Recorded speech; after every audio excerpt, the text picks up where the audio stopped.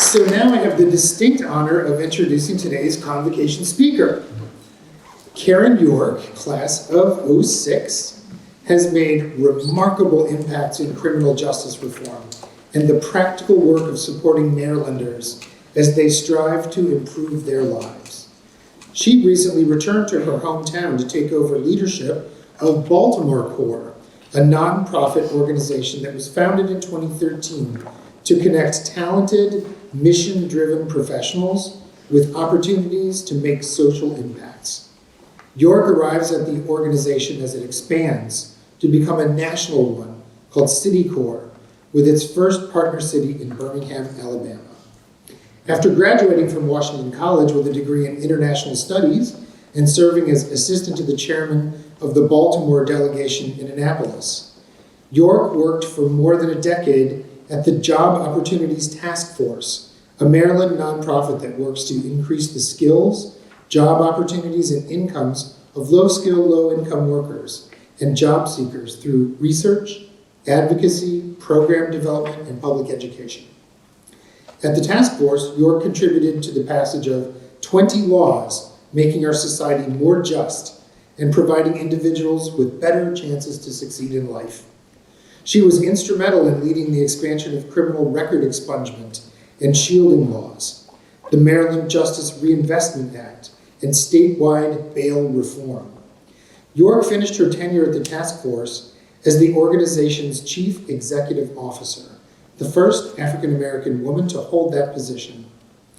Immediately prior to taking the reins at Baltimore Corps, York led New York City's Women's Prison Association, which works to support women affected by the criminal justice system. Last year, York received the Washington College Alumni Citation at commencement and was elected to the college's Board of Visitors and Governors. York exhibits the dedication to service and commitment to active citizenship that is central to Washington College's approach to education, having dedicated her life and career to efforts that further economic justice and reform the correctional system. Caryn, we're delighted to invite you to the podium to be our speaker today.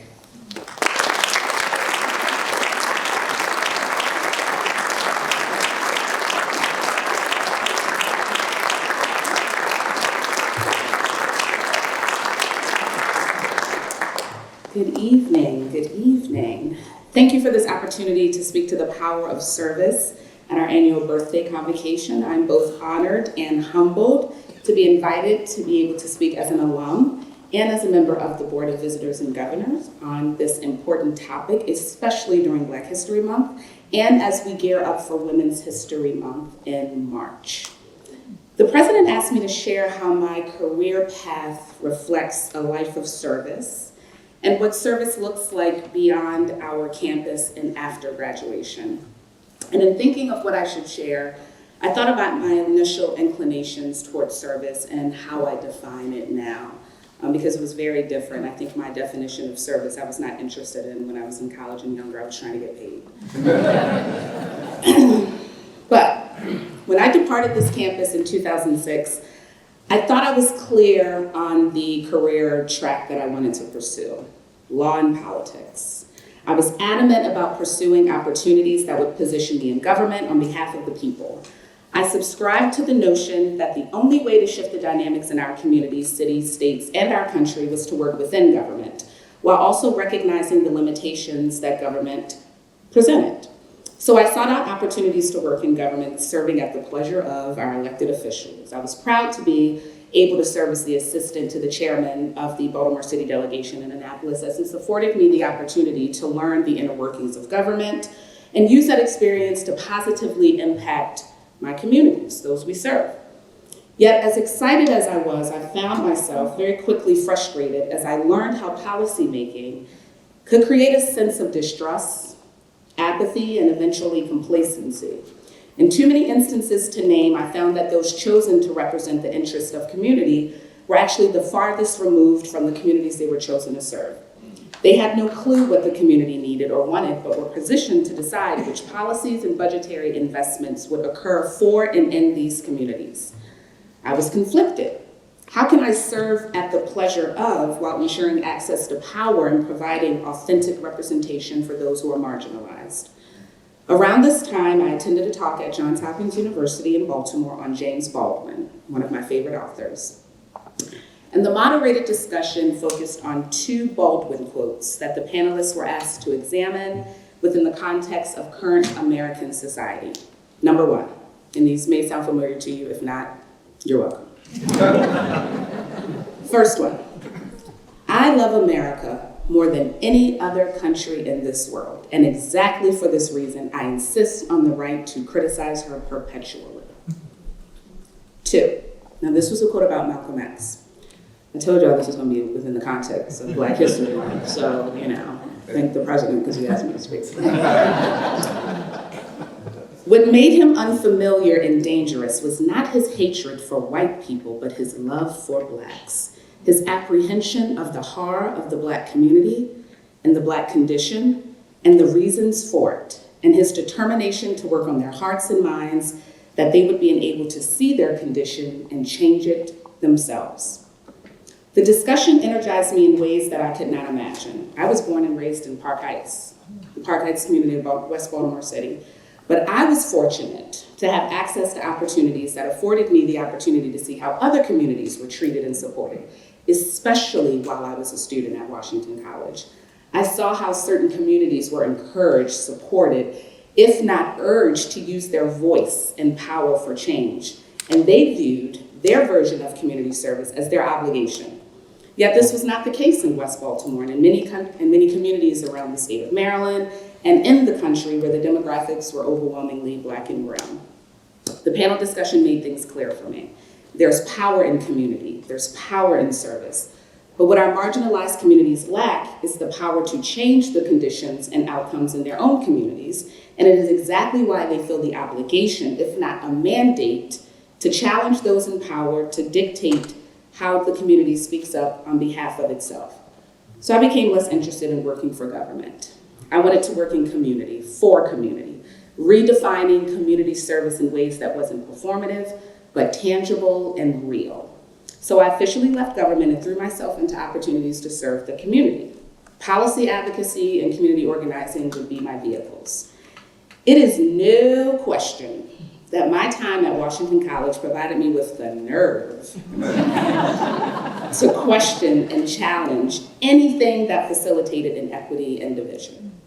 As an international studies major, yes, you were forced to examine how sociology, economics, anthropology, and so much more contributed to the politics of our community, and to be ready to challenge any areas where those policies were harmful.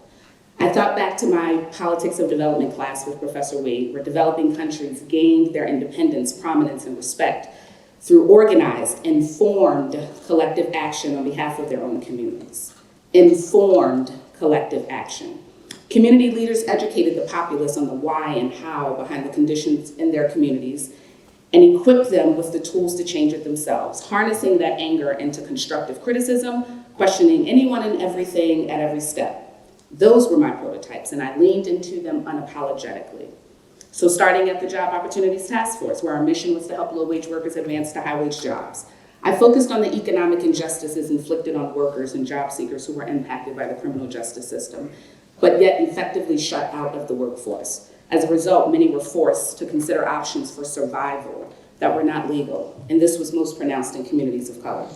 In response, I used community-informed advocacy and research, working in and with community to pass over 20 laws to decriminalize poverty and race by eliminating educational and employment barriers for working-class communities of color seeking economic stability and security.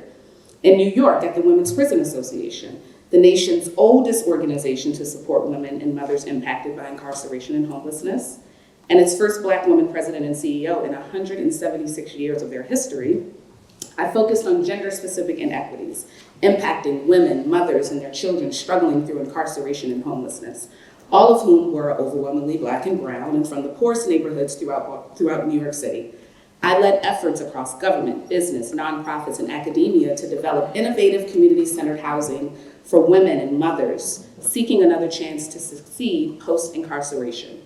And now in my current role at Baltimore Core, I focus on increasing access to career pathways and positions of power in civic service for BIPOC professionals, BIPOC, Black, Indigenous, people of color, professionals who maintain the same educational credentialing as their white counterparts, but fail to access the same viable economic opportunities and competitive wages to help close that thing called the racial wealth gap. At Baltimore Core, we define service as intentional, proactive action and/or programmatic designs to address systemic inequities, promote justice, and foster positive outcomes for marginalized communities, particularly those affected by racial disparities. We are clear that community service should never be limited to just one day a year. Key example, Martin Luther King's birthday is now a day of service. So for one day in January, folks will do this thing where they regurgitate a bunch of Martin Luther King quotes and then spend a few hours that day doing something. That's then paraded on social media as impactful, and then the next day they go back to subscribing to the same tactics and practices that run in diametric opposition to what Dr. King, a radical community advocate and leader, actually represented, effectively bastardizing his work and mission. Dr. King didn't shy away from challenging anyone, including the President of the United States, and he did not shy away from accepting criticism.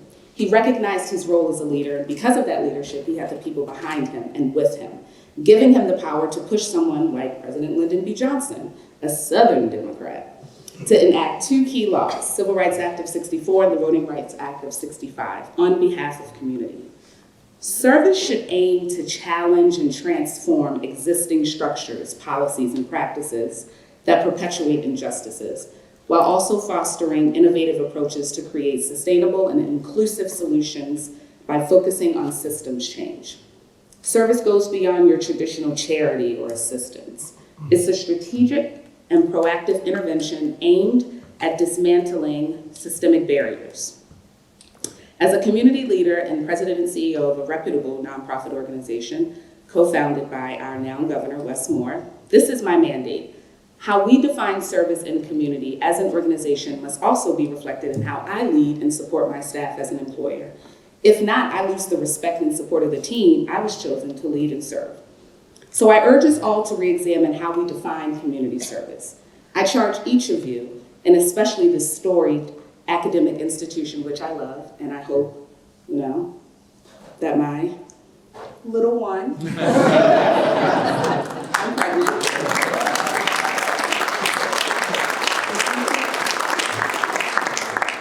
You see if she chooses here.